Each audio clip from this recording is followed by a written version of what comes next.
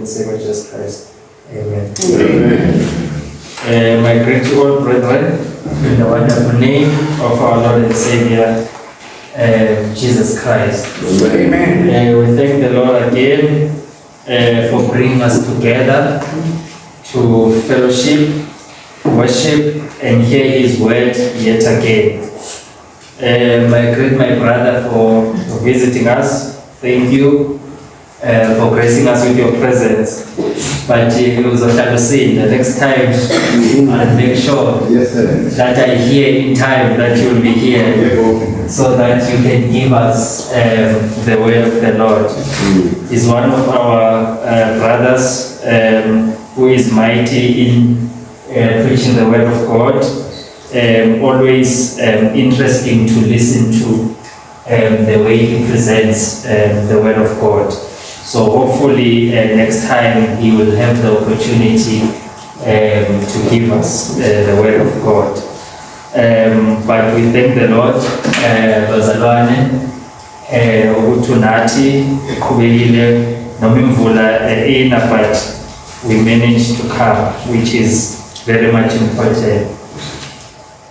Namhlanje ngizocela sibheke incwadi kaMshumayeli, Mshumayeli 11.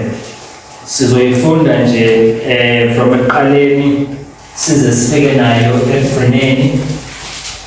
Mhlawumbe sizoyifunda nje masinyane lapho mangifundela agijime because it's the whole chapter, but ayifunde from ekuqaleni aze ayofika nayo ekugcineni, and then singene endaweni yethu namhlanje. Sisho seyitholile angasifundela yona Mshumayeli 11.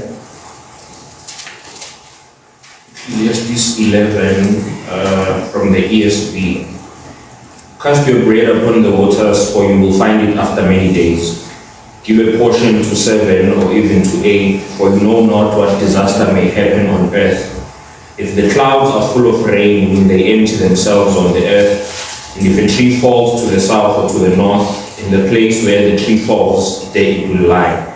He who observes the wind will not sow, and he who regards the clouds will not reap.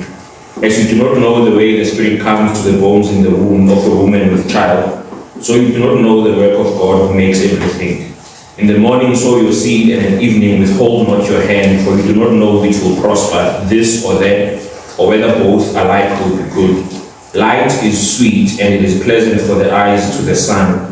So if a person lives many years, let him rejoice in them all, but let him remember that the days of darkness will be many. All that comes is vanity. Rejoice, O young man, in your youth, and let your heart cheer in the days of your youth. Walk in the ways of your heart and the sight of your eyes. But know that for all these things God will bring you into judgment. Remove vexation from your heart and put away pain from your body, for youth and the dawn of life are vanity. Amen. Yeah, these are the types of translations that put it exactly as it is. Ngicela siyifunde nangeVangeli.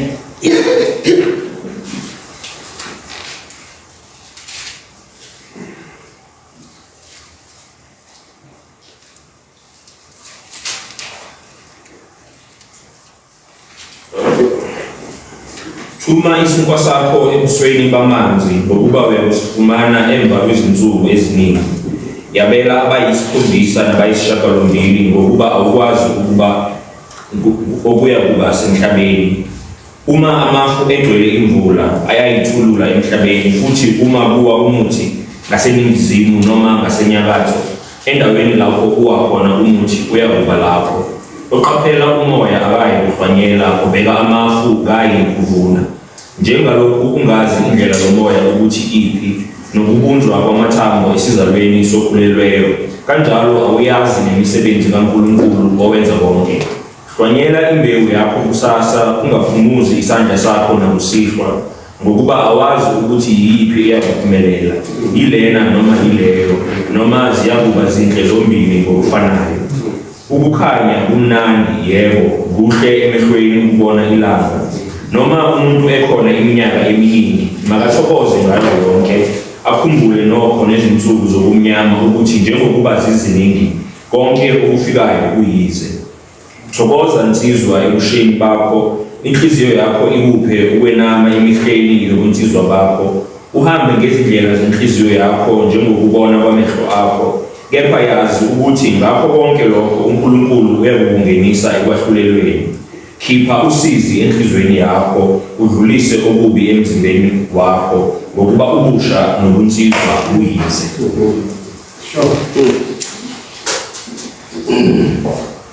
Thokoza Nsizwa ebusheni bakho.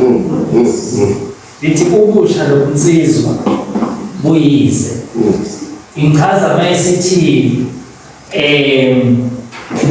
wenze konke ofuna ukwenza, kodwa ukhumbule ukuthi ezenzweni zakho uNkulunkulu uzokuyisa kuphi? Ekwahluleleni. God will judge the works of your hand. So wenze konke. Lapha lithi mawuchaza ngezinye incazelo lithi investor kwi-foreign trade, masijijela isinkwa sakho kuphi? Emanzini. Kusho ukuthi hlwanyela, uhlwanyelele ukuthi uzothola ini? Umvuzo. That is why ke bazalwane namhlanje isihloko sethu sithi seed management. Ukunakekelwa noma ukubonelelwa kwembewu, ukuthi kubalulekile ukuthi imbewu yenze njani? Ibonelele. Sike sachaza before ukuthi le ncwadi le ezinye zezincwadi eziqukethe ukuhlakanipha, lapho uSolomoni ezibhala khona ebhala ngokuhlakanipha okuvela kuNkulunkulu. So lana sibona ukuhlakanipha kuchaza indaba yembewu, ukuthi uma uphethe imbewu funa wenze njani? Uyihlwanyele. So ngithe mangiveza ilokhuzana isihloko esilandelayo ngathi invest, manage and multiply. Shuthi uyahlwanyela, uyanisela, uyanakekela, bese wenza njani? Uyandisa. So yini ke manje le ehlwanyelwayo? Yini ke manje le investwayo? So engifuna sibheke izinhlangothi ezihlukene zembewu, right? Because siyayibheka thina imbewu njengembewu yomlimi, ukuthi umlimi uma ezolima engadini ufaka ini? Imbewu. Uma seyifakile le mbewu bese yenza njani? Iyakhula, iqhakaze, ibe lento imbewu edalelwe ukuthi yenze njani? Ibe yiyo. But inkinga esiyayidibana nayo ukuthi understand ukuthi asizo zonke imbewu ezenze njani? Esiphumelelayo. Now umbuzo ukuthi uma ngabe kungasizo zonke imbewu eziphumelelayo, yini eyenza ukuthi imbewu zingaphumeleli? These are the things that esizoyibheka namhlanje. Number 2, kuneyinhlobo ezihlukene zembewu. Kuyenzeka ukuthi utshalile imbewu wanisela, right? Uthi uyohlola uthola ukuthi into oyitshalile ivukile, noma into oyitshalile iqhakazile. Thank you my brother. Iqhakazile, kodwa manje kunokunye okuvelile okungahambisani nale mbewu oyitshalile. Siyazi sonke uma uke watshala uyafaka kahle ummbila wakho ngolayini, ufake uzofike la ufuna ufike khona. But uma uthi uyachecka laphana sekuyamila, akusamili ummbila kuphela, sekumila nokhulu. So today we are looking at seed management. That when you plant a seed, there is a possibility that the seed will become what you intend for it to become.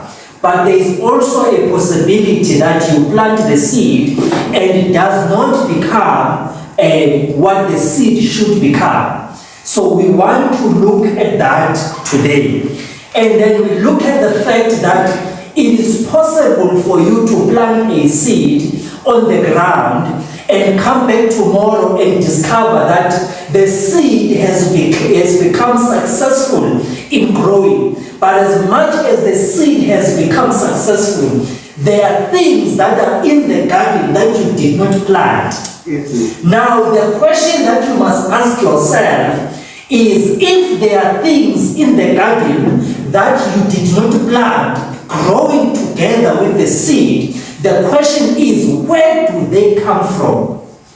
And I'm here to tell you, Uti, those things are also a product of the seed. As much as your intended one was a seed that you planted and it grew, but the others are also a seed.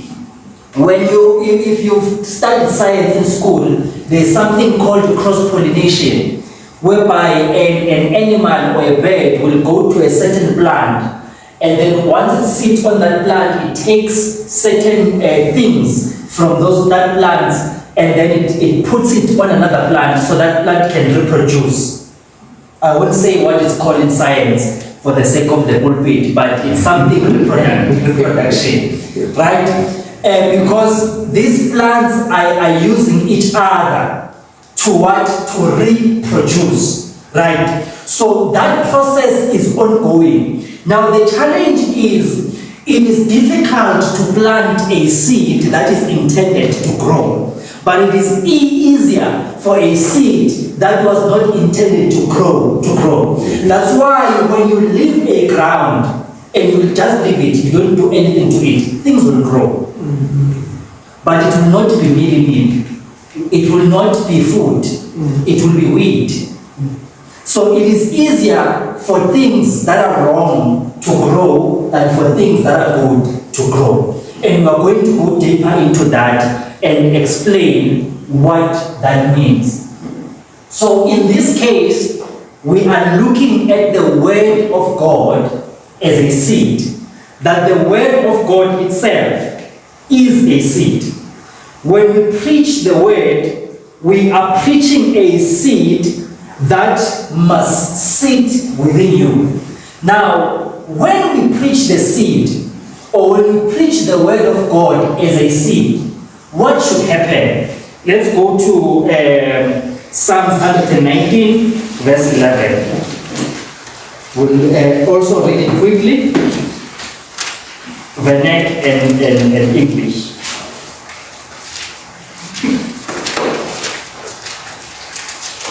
I have stored up your word in my heart that I might not sin against you.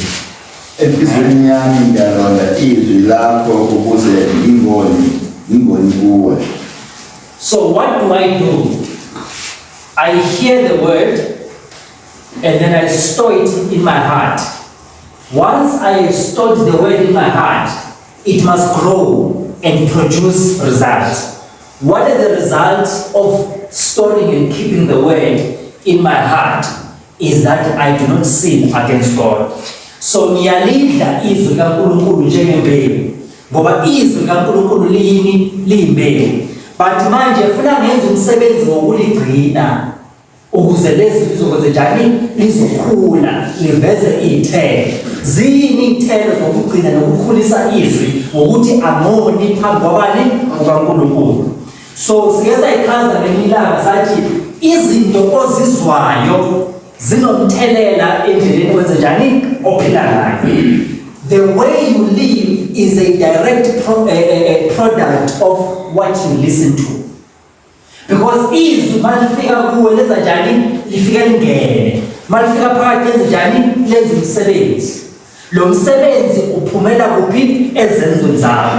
Yikho incwadi, I think it's Romans 12, lapho lithi khona, do not conform to the standards of the world, but ye be transformed by the renewal of the mind. Lisho ukuthi ungenzi sokwezo kodwa mawuguqule ngokwenza njani ngengqondo yakho ukuthi yenziwe njani ibe yintsha. Yenziwa njani ingqondo ukuthi ibe yintsha? Yenziwa ukuthi yenze njani izwe izwi lihlale ngaphakathi. Ingakho uJesu mayekhuluma ngembewu ukuthi umuntu owayijika imbewu wayijika yahlala emhlabathini onjani ohlukile. Omunye yahlala emhlabathini ovundileyo yakhula kahle yaba yinhle. Enye yahlala ematheni yangakhula kahle. Enye yahlala emhlabathini omncane. Shuthi yathi mayikhula yasheshe yasha. So now uma inhliziyo yakho iwumhlabathi owenze njani ovundileyo, le mbewu kaNkulunkulu mayifika phakathi iyahlala ikhule bese yenza njani ithela ithele. That is why ke bazalwane kubalekile ukulidla izwi kaNkulunkulu. Kuhle ukuthandaza, kuhle ukukhonza, kuhle ukwenza zonke izinto ezenzayo ekholweni, but okubalekile futhi ukulidla izwi likaNkulunkulu lakhele ngaphakathi bese liyaphumela ezenzweni zakho ozenzayo. La ngesingisi bathi you must meditate on the word of God. Yabona kufana nenkomo. Inkomo mayiqeda kudla utshani iyahamba ebusuku ihlale esibayeni iyetshisa. Sibiza ngesizulu ukuthi kuyetshisa. Ithatha lokudla okudla esiswini kuyisele la emlonyeni ihlafune futhi digeste futhi ukuze kwenzenjani udigesteke kahle. Nawe izwi kaNkulunkulu ngalenza njalo. Uzindle ngalo lize lakhele ngaphakathi. Ulifunde lize lakhele ngaphakathi ngoba ngikholelwa kakhulu ukuthi umoya ingcwele usebenza kakhulu ngezwi lakhe. Kunezimo ozodibana nazo uzinqobe ngokuthi wenze njani wazi izwi. Right? Sometimes izwi kaNkulunkulu lithi bekezela.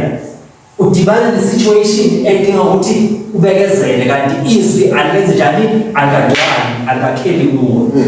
Uhluleke ukwenza njani ubekezele.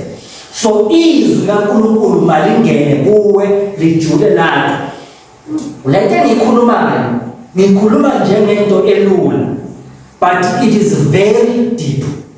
Right? Whatever you pay attention to has a direct impact on how you behave. If uhlalela social media kakhulu izoba nemphumela indlela obehave ngayo. Ngoba la ikhanda lomuntu kune conscious mind, kune subconscious mind. Ezinye izinto zingena la ku-conscious ziyohlala kuphi la ku-subconscious. Zibuye futhi sezibuya kuphi kwe-conscious. So you need to be very careful ukuthi udlane. Ngathi sibonele ngelanga ngathi uNkulunkulu wenza ukuhlakanipha ukuthi izwi lakhe alifake encwadini. One, wenzela ukuthi lingashintsheki. Two, wenzela ukuthi ulifunde lize lakhele la engqondweni. That is why abantu abahlakaniphile okuza bonke abantu abahlakaniphile amabillionaire amamillionaire nani bazokutshela ukuthi mawufuna ukuphumelela uyafunda. But inkinga manje umuntu uhamba yothenga incwadi kaCinderella afunde incwadi kaCinderella yilo umuntu Jack and the Beanstalk afunde zona. But i-problem ukuthi manje yes wenza i-process yokutshala but isilo itshalayo ayizukukhipha imphumela oyifunayo. Ngoba ke awuzutshala isitshalo samapentshisi mara ufuna ini ama-orange. Mangabe ufuna ukuphumelela in a certain area of life, you read books that are related to that certain area of life. Mangabe kuyi-business ufunda incwadi edila nge-business. Mangabe kuyi-self-development ufunda incwadi edila nge-self-development. Mama ufuna ukukhula ekholweni kwakho ufunda incwadi. Last time my father and I will say we were both given books that deal with growth in terms of our faith, because we will definitely share those books. But you read izinto ezowenzani ezokukhulisa in that area of life. Right? So it is very important to understand what you consume is a byproduct, or what you produce is a byproduct of what you consume. uma udla izwi kaNkulunkulu lifike lembewu lapha kanjani lakhesi kunezinto njengoba akhuluma ngokubulala inkanuko zenyama mhlawumbe ngisho ngithi ezinye inkanuko zenyama zikhozwa ukuthi sibukele izinto engafanele sinjani sibukele and lezi zinto ziyangena zenze zibe yini phakathi zibe imbewu bese ziyakhula sezivela zini ziyinkanuko angithi bathi bad company corrupts good character right abangane babi babonisa ukulunga okunjani okuhle. So you need to be very careful. So imbewu is very important. That is why uma ufuna uba umuntu who successfully manages izinto ayiproduceayo, the first thing you must manage the type of seeds that enter into the soil. Because ingqondo yakho nenhliziyo yakho iwumhlabathi.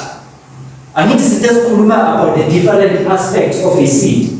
That information is a seed, knowledge is a seed. So uma ngabe ulalela izinto ezipositive nawe ugcina wenze njani positive. Ngoba umuntu othanda ukulalela izindaba kakhulu kusekusena alalela izindaba uzeshonelana kuze kusekusena alalela izindaba uzeshonelana. Those type of people normally baba paranoid. They are always scared, they are always worried. You know why? Bagcwalisa lengqondo ngani ngezinto ezinegative ngoba izindaba zadalwa ngomndaba yabo ukuthi zikunikeza izinto ezinegative. Why? So that zizokushokha zikattract. The time zikushoka zikattract. Now uzwa ukuthi kube ne-accident eMoloto Road uzwa ngendlela mhlawumbe kube ne-accident lapha kuMoloto Road usizindabeni uzohlala phansi uzolalela indaba ngabe kwenze njani. What has happened? Ulaleliswa yini? Yingoba bakunikeze information ezokushoka ukuze bathole attention yakho. The time usebayithole the attention yakho so lalela uzocela kanti bathi asiyeni eitolo esayitolo noma eitolo nje kodwa bafuna ukwenza njani ukudayisela zona.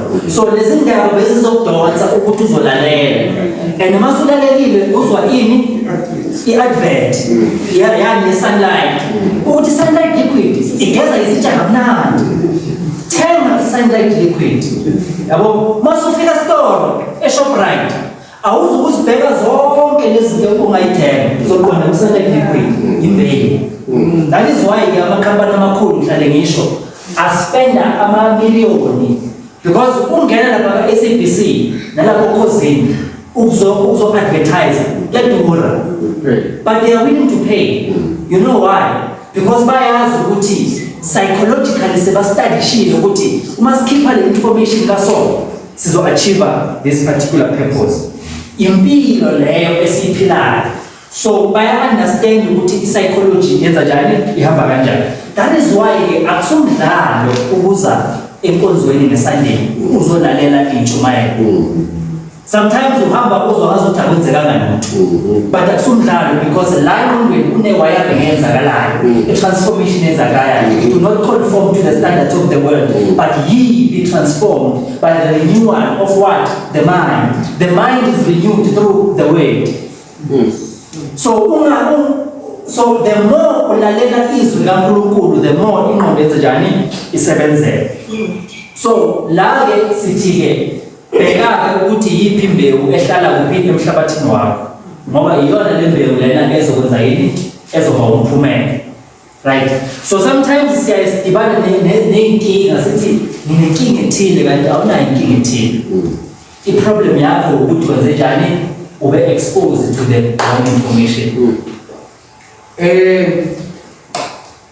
Yazi ukubona umuntu mawufika endaweni la abantu bakhona bengayicabangi indaba yelokhuzana mhlawumbe bengayicabangi indaba yokufunda.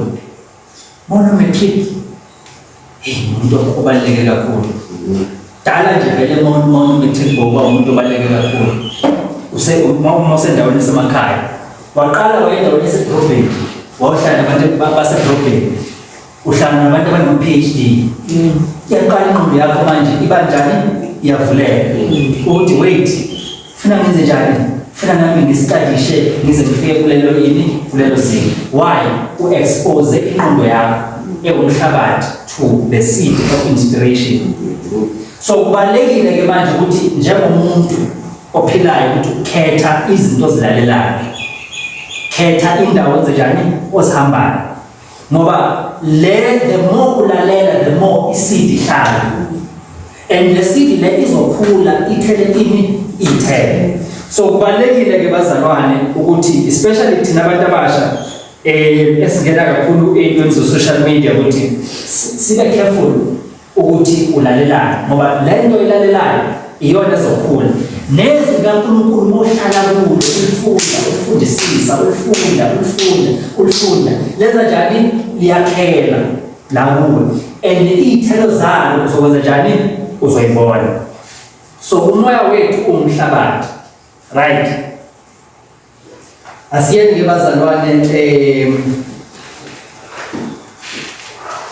kwabaseFesu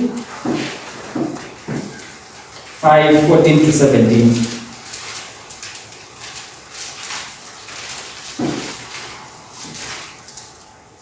For anything that becomes visible is light. Therefore it says, awake, O sleeper, and arise from the dead, and Christ will shine on you. Look carefully then how you walk, not as unwise, but as wise, making the best use of the time because the days are evil. Therefore do not be foolish, but understand what the will of the Lord is. Thank you. Alufundela number 16 ngesizulu. Ithi niphimisise isikhathi ukuba izinsuku zibi. Nithengisise isikhathi ngokuba izinsuku zisenjani zibi. Make good use of every opportunity because days are evil. Right? So now uma sithi izwi kaNkulunkulu liyimbewu kushuthi ifuna senze sure ukuthi senze njani siyalitshala. Silitshala kanjani izwi kaNkulunkulu? Silitshala ngokwenza njani? Ngokulishumayela. Silitshala kanjani? Silitshala ngokwenza njani? Ngokuliphila. Shuthi ifuna ke kube ngathini umsebenzi noma what word can I use? Funa kube ukulangazelela komzalwane wonke ukuthi izwi kaNkulunkulu lenze njani lishunyayela. Noma ngabe kungeke kube nguwe oshumayela izwi kaNkulunkulu, but uma unokulangazelela bokuthi izwi kaNkulunkulu lishumayela uzokwazi ukusupport abantu abenza njani abashumayela izwi likaNkulunkulu. Very important leyo ngqondo ibe khona. Umzalwane nomzalwane abe ngoba ama-opportunities maningi ukuthi uJesu ngelilanga isivuno siredi kodwa isebenzise njani azikho. Futhi kusho ukuthi abantu balindele ukuthi bangezwa izwi kaNkulunkulu kodwa manje bangabe kungekho lishumayelayo angeke lenze njani lifike. So ama-opportunities lawo le Bible lenze njani elikhuluma ngakho ukuthi ama-opportunities awahlali forever. So we need to use that opportunity to spread the word of God. Noma emafolini wethu, noma ngevangeli, noma ngayiphi indlela. Ufuna siwasebenzise lawo mathuba. And kukithi sometimes nasiyibheke indaba yokwenza umsebenzi kaNkulunkulu ngathi indaba yabantu abashumayela kuphela noma indaba yabantu abathini. Kodwa funa kube i-concern yethu sonke ukuthi izwi kaNkulunkulu lenze njani lifike la liyakhona. Ngoba liyimbewu. Because usathane wenza sure ukuthi yakhe information yakhe. Lapha ku social media nje elasathane evangeli yakhe. Lishisa ikhotha futhi. Uzobona ama-influencer, uthola i-influencer ukuthi ina 2 million followers. Labantu laba abayi-2 million abantu etshala kubo. And masulale ulandele into ayikhulumayo. Sometimes ukhuluma i-message ye-antichrist. Kukhuluma message ephikisana nevangeli. Sometimes ukhuluma message encourage abantu ukuthi basuke emngcweleni benze into wrong. So lama 2 million listeners anawo uyatshala. Now imbuzo ukuthi thina when are we going to start ukutshala? When are we going to make it our personal responsibility ukuthi isenze njani sitshale? whether utshala thina noma support abantu abatshalayo noma whatever wonke umzamo esozamayo, but ufuna kube inhloso yebandla ukuthi ufuna benze njani sitshale.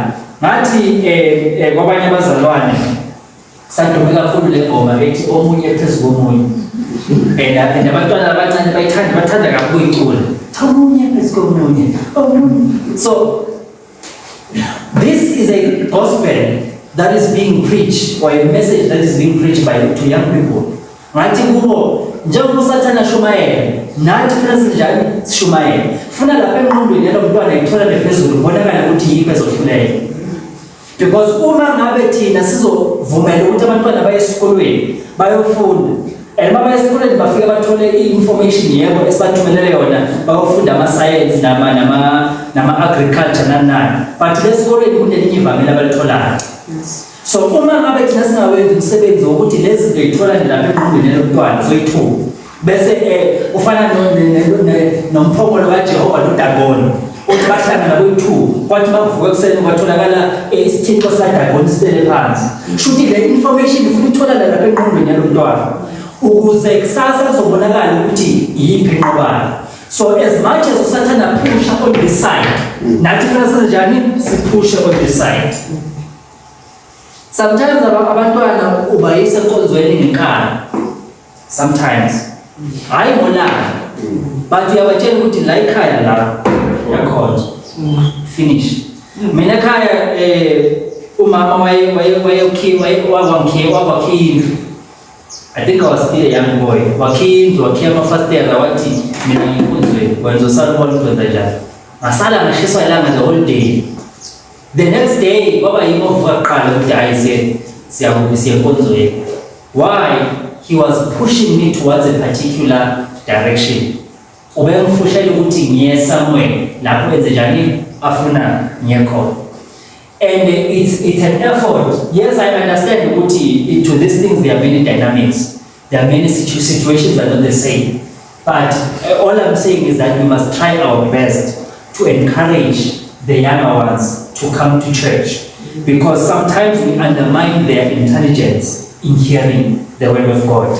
Bayakwazi ukulizwa izwi kaNkulunkulu. So isithuba lelo lokuzijani lokutshala kubo imbewu ezokhula. Lithi khulisa umntwana ngendlela eyiyo ukuthi mayisekhule enzenjani angasuki kuwo. Mayidecide ukuyisukela kube kubuye lokho, but wena wenze njani uyitshalile imbewu. Yenzeka omunye umuntu agijima galavante yonke izwe, enze yonke into yokusangana ukuthi one day mayehlele toilet impilo semshayini akhumbule ukuthi I have a home. Akhumbule ukuthi there is prayer. Kukhona abantu abasindiswe bahleze toilet basicabanga sekuphele konke ukuhlakanipha kwegijima njengendodana yolahleko imbewu yavuka ukuthi hey there is God. Omunye mhlambe kuba so as much as kunzima, but sometimes just planting the seed is very much important. Ngoba ama opportunity ezenjani ayaphela. Even nemali yethu esitholayo, whether sithola ngokusebenza, whether sithola ngamabusiness or whatever money that we get, money is a seed, is a form of a seed. Sometimes funa sibheke imali njenge seed yokuthi funa sikwenzani si-invest. Ubaphahla unama room, right? Awuzanga vele moyeni ngitazama thandaza nje noma esontweni labaprofeti bathi in the next 3 months uzoba nama room. No, we didn't do that. Waza njani wathatha imali ngayikhola wenza njani wa invest. Today kuna ma-tenants enza njani abhadalayo. That's why I'm saying ukuthi imali ini imbewu. So we need to look at it as a seed. Ukuthi imali ini imbewu. Because kuhle ukuthi sishumayele ukuthi Jesu uyabuya sishumayele ivangeli sinifundise, mara we need to tell you ukuthi mawuhola imali wenza njani uyenza njani. Right? Why? Sifuna ukufika lapho khona ibandla must be able to fund its own gospel. Yes, sir. Asikwazi ukuthi mangabe sidinga ukwenza i-project sidinga ukuya Carolina sishumayele. sesocela ama-sponsors lengaphandle noma kuzofika indoda la enkulu e-businessman mhlawumbe indoda yama-10 ifika izofaka u-10,000 bese iyafika lapha kumpendulo ithi-ke le nto yakho kungcwele kanti ngesisana manje uyakubayizisa manje uthi uyafika la ebandleni khona azobona athole bona lapho umpiki wenza so wonke umuntu aphume la ebandleni are-ready to live the holy life, right? Kanti yena khona bese sikabonile la, right? So once we don't as a church take it as our responsibility to build the finances ourselves. Why is it important? It's because uma wena umzalwane une-eagerness yokushumayela. The reason why abapostoli bebashumayela yingoba bebanogqozi nofukufuku lwenza njani yokushumayela. Bebaredi ukuthi babulawele ini ukushumayela. Kule last days lesikhathi samanje sikuzo sifuna abantu abazobaredi ukufela ukufanda gospel.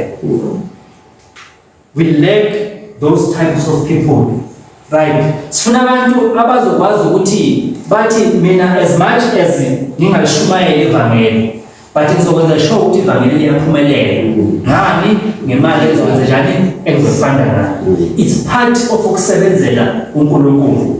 Angithi lisho njani eBhayibheli ithi akubona bonke abaprofeti, akubona bonke yabo. So umzimba kaKristu masikhuluma ukuthi ibandla lengumzimba, sikhuluma ukuthi ibandla lisebenza ngezinto ezinjani esihlukene. Manje thina siyathanda ukuthi sometimes ibandla sifuna sisebenze ngesithe sona. Nawo umzimba wakho wasebenza ngesithe sona. Ufuna umzimba uphelele kuma limbs wayo ukuze uzokwazi ukwenza njani ukwenza umsebenzi kaNkulunkulu. Manje angeke umakoti siganisa umakoti ofana nobaba, siganisa umakoti ohamba nge-wheelchair, siganisa umakoti onamehla ngaboni, siganisa umakoti ongenazandla. That's the problem. Muhle umakoti siyambona ungcwele futhi u-right, but inkinga umakoti u-crippled. And the reason why umakoti angakwazi ukufezeka isicebo lakhe ukuthi umakoti akaphelele. And as long as umakoti angaphelele, and I'm saying this to each and every one of us, especially nina nisasebancane nisazofuna ama-careers nani, understand ukuthi you have a role to play emzimbeni kaKristu ukuze izwi kaNkulunkulu liphumelele. So invest in terms of ngemali etholayo to invest in your self-development. Angithi bazalwane njengoba sikhuluma nge-sunlight, the reason why uthenga i-sunlight yingoba i-sunlight inani igeza kahle izitsha. And njengoba ufuna wena i-sunlight egeza kahle izitsha, ukuze le sunlight isuke lapha ku-shelf ize kuwe ufuna wenze njani? Imali, right? Yini ekwenza i-attractor lapha ku-sunlight? Yini uyekele khona enye brand abathi imama ingamanzi noma ukhuquza singamanzi ayifani ne-sunlight. I-sunlight yini? Iyi-quality. Yini le yenza ukuthi ugejimise i-sunlight uyekele lawa amanye ama-brand? Ingoba i-sunlight yenza njani? I-quality. Now the question that you must ask yourself, angithi nisazoya kuma-interview niyohlala nibe bawu-4, funa uyibuza ukuthi labantu abayi-4 abaka-interview yini mina kufanele bangikhethele yona ehlukile kunalaba abanye? Because bangabe niya-interview nibayi-4 shuthi noyi-4 niyaqualify. Sefuna manje niyi-prove ukuthi ubani ongcono kunomunye. Nonke niyoqualify ukuthi niwuthole umsebenzi. That's why bani-shortlistile angithi ukuthi nibe bawu-4. So manje uma uyohlala lapha kwi-panel, you need to prove that you are better than the others so that they can select you. And the only way you can prove is to become a person of what? Of value. So ufuna wena manje usiqonde ukuthi yini mina i-value engayiletha ezokwazi ukuthi keep imali yalapha kuleya company ilethe kwelami pocket. Yini mina i-value engayiletha ezokwazi ukuthi keep imali emapocketini yabantu ilethe kimi. Ngeskill sokuthunga. Mina nginebhuku elidabukile, right? No-50 rand futhi. Ama-problems ayi-2 lawa enginabo. Nebhuku elidabukile no-50 rand. wena une-skill sokuthunga awunayo 50 rand. Ukuze uthole 50 rand, mina ngithole ibhuluku elithungiwe, wena funa wenze njani? Ungithumele ibhuluku, uthathe 50 rand, ngithathe ibhuluku elithungiwe. That's how finances work. Yabona masesothandazile wafast bese wenza lama principles lawo. Because asithandazile ukuthi sibe nemali, hlale sikhuluma no-brother Bongani. Sithi mawufuna ukwenza imali eningi awuthathi ngokuthandaza kuphela. Uyathandaza bese uqedile ukuthandaza bese uthatha ama-steps. Yini isithandaza? Ukuthandaza kwethu ngoba siyaqonda ukuthi usathane akafuni sifike la siyakhona. Usathane uyakwazi ukuphumelelisa umuntu othwalile, amenze abe nemali eningi, amphumelelise. Why? Yingoba uyazi ukuthi usathane lo yamuntu lo wenza intando yakhe. So usathane mayebona wena othanda uNkulunkulu noma wenza intando kaNkulunkulu, akubona wenza umnyakazo, wenza sure ukuthi awuphumeleli. Because uyazi ukuthi ukuphumelela kwakho kulimaza umbuso wakhe. That is why in spite of all the challenges you fight, you're not fighting because kunezinto olwanazo, ulwana ukuthi usathane angayicimi lento uNkulunkulu afuna ukuyifezekisa. Right? So that is why umuntu olokhuzanayo, umuntu osindisiwe ufuna athandazelele ukuthi uNkulunkulu amuphe impumelelo ukuze usathane ezosuka endleleni lamvimba khona. Angithi lithi thina siyawenza amaplani kodwa uJehova onesinqumo final decision. Right? But amaplani senza njani? Siyawenza. So ungabe umuntu ongenama plan. Right? So what am I saying? I'm saying the kingdom needs financials. The kingdom, the gospel needs people to fund it. And it won't be funded by Petros Motsepe and Dagot, it will be funded by you. Izwi kaNkulunkulu lidinga abantu abazokwenza njani? Abazolisupport. And asizokusupporta ngokuphethe Ramaphosa. No. Uzosupport abantu abasuka la ngaphakathi, aba-understand i-vision yebantu. Because kuyingozi ukusupportwa umuntu one-agenda yakhe. Ngoba efika la uzofika athi ngizonsponsorisha la Church of Christ, ngizonikeza 100,000 ukuthi nakhe isakhiwo esihle. Anijabula uThawusi yami waze waba nomusa umuntu. Manje uyabuza ukuthi uma ngabe ekwazi ukusupport ibandla ngo-50,000 akakholwa ngani? Right? So uzofika la ebandleni azonikeza 100,000 ethi 100,000 naye jabule nonke akubusisa uNkulunkulu nize nimlethe la phambili nimthandazele nimgcobe ngamafutha nibe God increase you. Mayesuka lapha ndodwa umfundisi nejazi athi lalela sinethende sibize ngayo lapha. And then le mali le esithola lapha ayikho right. Now ukuze le mali le izoba right funa siyinikele la. Masiyinikela uyifake ebank uyithumela kithi, the money is clean. Wow. Thina sibhizi ngama-cash in transit. Sibambe imoto zemali. You see those things. So I'm not saying ukuthi in every case wenze kanjani, but I'm saying those are the risks that you run into when you don't have Christians who are dedicated to funding the work of the Lord. 1, 2, when you don't have Christians who are making means to make money so that the word of God can grow. Now asifani ngemindlela ngithi senza ngazo imali. Omunye uphiwe business, omunye vele wayihlakaniphile esikolweni uzoba udokotela, omunye uzoba lawyer noma omunye uzoba unesi, whatever you become. What matters is become a person of value. If you can't become a person of value, create value, create a product, produce a product that has value. But what makes money to move outside of that pocket into your pocket is producing value. Yingakho uSolomon abhala ukuhlakanipha. Yikho lokuhlakanipha esikuthola laphayana encwadini ngeMshumayeli. Angithi uSolomon wakhuleka uNkulunkulu wathi akamuhlakanipha. Ukuhlakanipha khona lapha eBhayibhelini asikusebenzisi. And ngitshela ukuthi some of labantu abaphumelelayo basebenzisa the same ukuhlakanipha lapha eBhayibhelini. Baphumelela ngakho emhlabeni.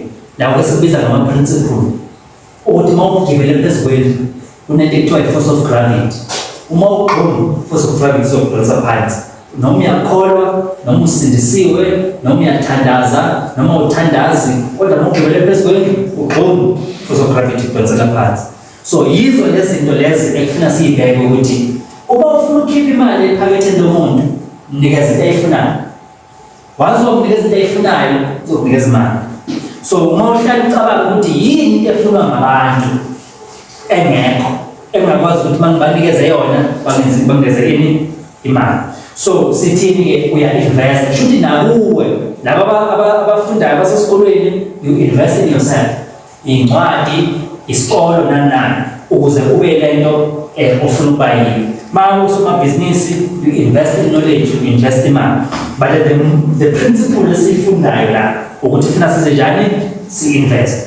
Lethi lapha invest endaweni eningi ngoba wazi ukuthi uyophumelela kuyo. But the thing of investment is very much important. Imali akusiyo uspendo yoku-invest, right? Ngoba angithi khona ukuspend imali noku-invest. Uma uyispend uthenga izinto ozozidla ziphele. But uma uyi-invest uyibeka laphana ukuze after some time uthole ini inzuzo kuyo. So sibheka imali ukuthi wealth is a seed. It's a seed yokuthi wenze more wealth, but it also supports the work. It can be sown in the work of God. Sifuna uthi omunye athi mina ngashumayela masifika ezulwini athi omunye mina ngashumayela kwaphenduka abantu beza uNkulunkulu. Athi omunye mina ngenza sure ukuthi indaba yokushumayela yenze njani iyagijima ngokufana izwi laNkulunkulu. Right? Imisebenzi le eBhayibheli lithi wena umuntu omusha thokoza wenze yonke into kodwa wazi ukuthi uyahlulela ngezinto ezinjani ozenzayo. Right? So kubalulekile ke bazalwane to understand that system ukuthi ihamba kanjani. Nathi bazalwane siyimbewu njengoba silabandleni nje siyimbewu. Now ibandla liyindawo lapho khona kuplantwa khona ini abazalwane. So ufuna senze sure from ama-elder to abashumayeli to abazalwane to amadikoni ukuthi uma kutshalwa izwi likaNkulunkulu ebandleni ukhula alukhuli. Ngoba uma sikhuluma ngokukhula konke la uinvesta khona nokhula kuzokhula. Right? Now ufuna ube careful ke ukuthi udila kanjani nokhula. Right? Because lapho kutshalwa khona imbewu kuyenzeka lithi iBhayibheli umlimi watshala imbewu kodwa wamangala ukuthi manje njoba lapha ngitshala imbewu enhle ukhula selivela. Kwathiwa saleniyeka kukhula konke sekuyobonakala ukuthi njani mase kuvuma. So kubalekile ke ukuthi siqonde ukuthi ekutshaleni kwethu kuyenzeka kube nani wena ukhula uyasusa ukhula. Okay, sikhuluma ngokuthi uma umuntu omusha you do what you call self development. Angithi uma esikoleni develop, right? But uma ufika esikoleni bafike bakufundise ukuthi x times x is x squared, right? Bakufundise ukuthi yini le water cycle ukuthi amanzi ayaphakama phezulu abuye siba imvula abuye ehle phansi, right? Babuye bakufundise ukuthi umuntu usuke emfeneni. Yabona ukuthi it's good information plus bad information. Kunesifundise esihle mara kunokhula phakathi. So wena ke manje ufuna uhlakaniphe ukuthi noma ngikufunda lokho esikolweni but angizukukholwa. Ngizokubhala ku-exam but angizukwenza njani angizukukholwa ngoba ngiyalazi iqiniso. Right? So kulapho khona sithi uvikela ingqondo yakho, uvikele nani nokukholwa. Ziningi izinto zodwa esikolweni usithola. Lapho esikoleni khona ama-atheists, khona abathanda abaphansi bazokutshela wonke ama-philosophies. Right?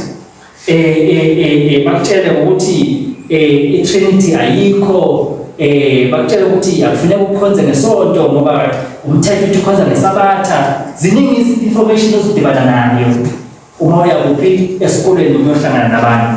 Kodwa kubalulekile ukuthi uthathe okuhle, uthathe ukhula ulutshini. So kubalulekile ke bazalwane ukuthi we understand ukuthi kwathina siyimbewu. Now into engizovama ngayo ke bazalwane ukuthi imbewu uma uyifaka phansi komhlabathi ufuna yenze njani ikhule. But the problem ukuthi sometimes imbewu i-right nokuba isihlahla kwayo i-right, but the process yokuthi imbewu ikhule iba isihlahla iba i-problem. Ngoba uma usuyifakile imbewu lapha phansi komhlabathi funa wenze njani? Uyinisele.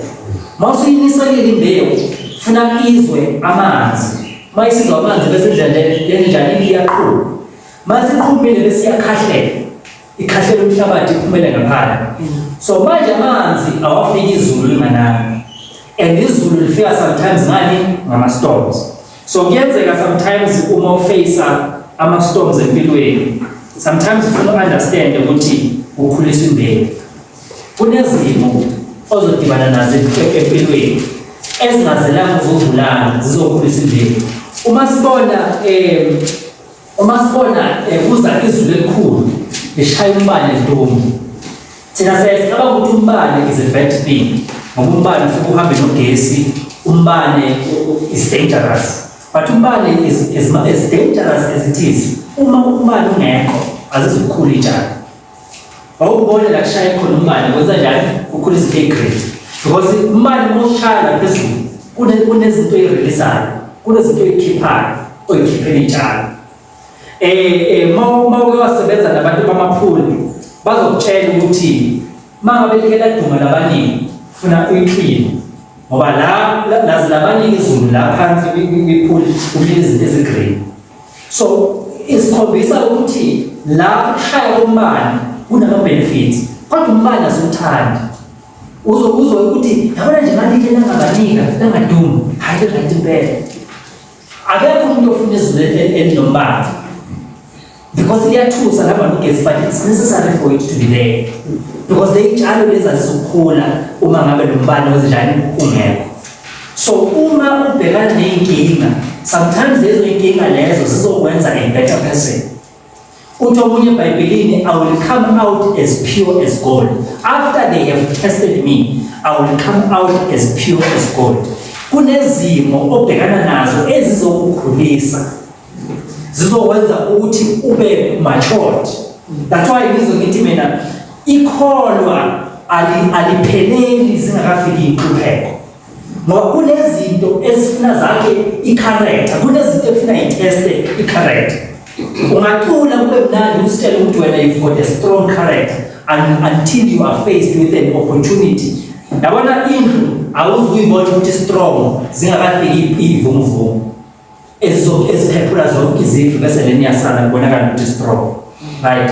So if wena uthi you've got character une-integrity nayo yonke lento leyo, it will be tested.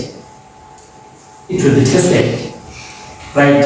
And njengoba mayithestwa funa betholakale njani iqinile.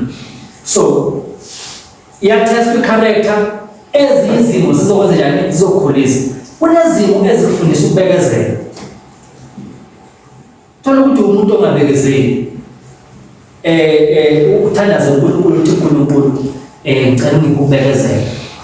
uNkulunkulu akazi ukuthumela nge-email ukubekezela, uza ngenhlupheko. Cabanga ukuthi kanti ucabanga ukuthi kuze inhlupheko wena kanti kuze impendulo yakho ngendlela yini inhlupheko. So kunezinto ezithi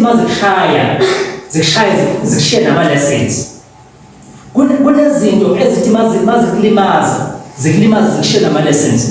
Ufana nomuntu ongathandazi. Sometimes kuyenzeka ukuthi kumnandi i-winter, ma usikhathi ukuthi uthandaze awuthandazi. Ma usikhathi sokuthi ulale masikhathi uthandaze before ulale uthi hayi ngiyalala. Uthi yalala kube nezinto ezikuqinyayo ebusuku. Uvuka uthandaze. Uvuka wenza njani ngithi? Uvuka uthandaze. Wenza lento uhlule ukuyenza. So sometimes ngiyayithi you must learn hard lessons in good times. Yes. Because if you don't learn the lesson, you will learn the same lesson in hard times.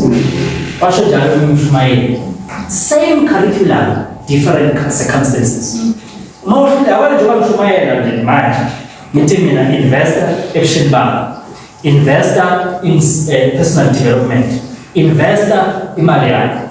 In some the condition is still good. But if this is the city, Salah will tell us So if you fail to learn the good lessons in good times, you will learn the same lesson in harsh times. Moja lomuntu ukuthi yekela ukuhamba ebusuku, yekela ukutshontsha, crime doesn't pay. Kwenza njani? Akanaleli. Uzoyifunda leyo lesson kuphi? Ejele. Same lesson, different condition. So for you to be successful in life, funa umuntu ukuthi lezo lemasentshana le lingene lakhele phakathi lize lenze njani liphumelele. So it is very much important ukuthi izwi kaNkulunkulu lenze njani lingene lakhele bese lenze njani yaphumelela. Because if that does not happen, uzoba nenkinga yokuthi uzofunda the same lesson but isimo sisenjani sesinzima. But umntwana ethi mama umntwana ungahamba ebusuku, umntwana athi hayi ngizohamba ebusuku, izokuthola lesson ngendlela, same lesson. So kubalekile ke bazalwane ukuthi si understand indaba yempilo. So zi3 imbewu esibhekayo. Imbewu yezwi ekufuna ingene ngaphakathi yakhele ukuze uphile impilo uNkulunkulu ayifinayo.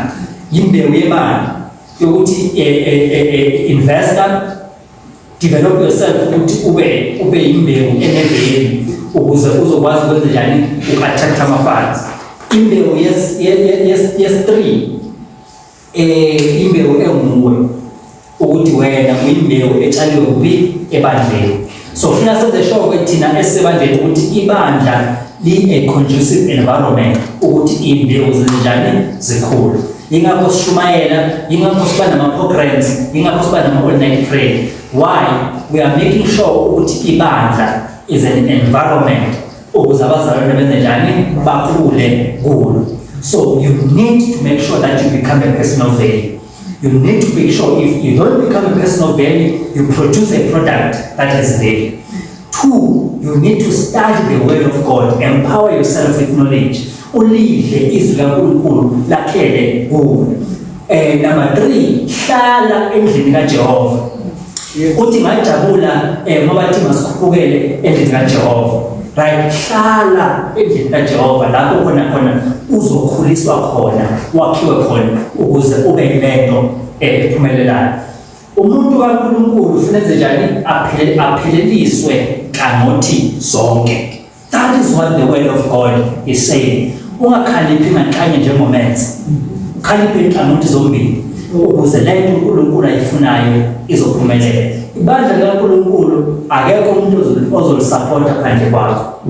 There's no Messiah who's going to come from anywhere. We are expected to be the ones who make sure that the kingdom grows and the word of God continues to be sown in many hearts. It is up to us. We need to think again concerning our finances. Think again concerning our self-development. Think again concerning where we find ourselves. Sibekwe kuphi, silokhethe kuphi. Once ayicabanga sisalezi zinto lezo, sizoba yilento uNkulunkulu afuna sibe yiyo.